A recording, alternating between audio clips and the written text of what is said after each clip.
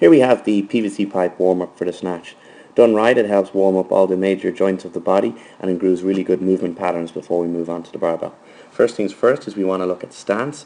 James has a snatch with grip. The bar is at his hips, his shoulders are back, and his heels are directly underneath his glutes.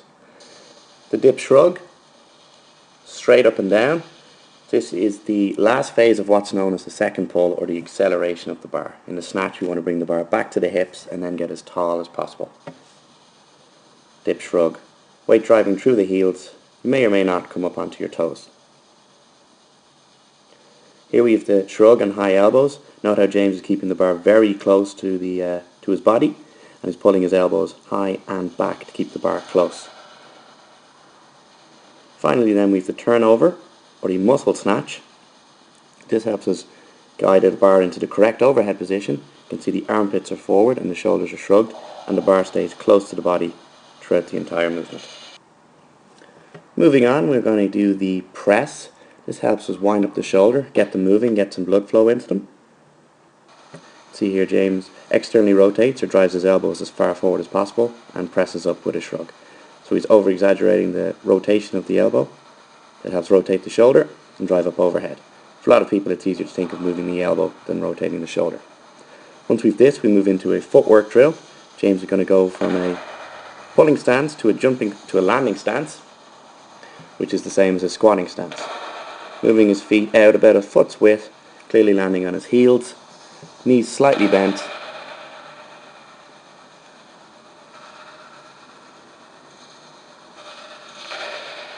And now the overhead squat. This is the exact same as our high bar back squat, our front squat, our wall ball, etc. We're looking dead forward. Again, keeping the armpits rotated forward. Knees go out, hips go straight down, weight goes on the heels. Moving on, we have the snatch balance. It's where we're dynamically now going to drop to the bottom of the overhead squat. Note the footwork here, not too wide, just moving out slightly either foot.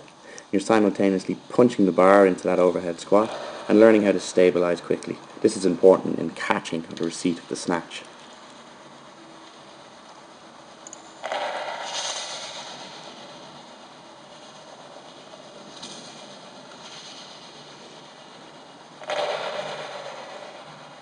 At the bottom here, we're going to challenge the shoulder flexibility a bit more by doing what's known as a SOTS press. This is the exact same as the previous press, only slightly more challenging.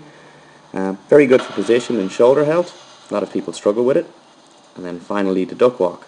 Note the weight is on the heels, small steps, stable all the time. If you notice yourself going onto your toes here, take smaller steps.